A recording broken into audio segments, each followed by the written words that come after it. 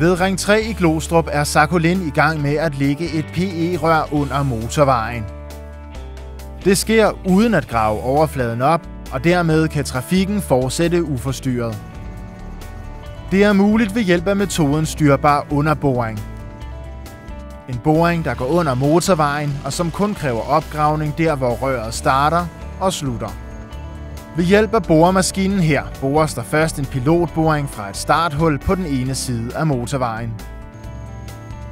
Ved hjælp af fleksible borestænger er det muligt at bore i krumme linjer. Sådan kan først borehovedet og derefter PE-røret blive ført fra den ene side under vejen og derefter op igen på den anden side. Her ender boringen i et modtagerhul. Boringen bliver styret hele vejen. Ved hjælp af en sonde bliver signaler sendt fra borehovedet hen til søgemanden og til sidst hen til operatøren på boremaskinen. På den måde sikrer man, at borehovedet er, hvor det skal være, og at det borer med den rette hældning og i den rette dybde. Mens boringen foregår, dokumenterer Sakhalin hele processen og lever dermed op til kravene i kontrolordningen for styret boring.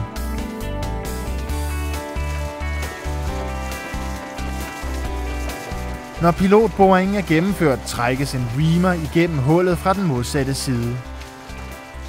Reameren udvider hullet til den rette størrelse, og på reameren fastmonteres PE-røret, der trækkes efter reameren igennem hullet.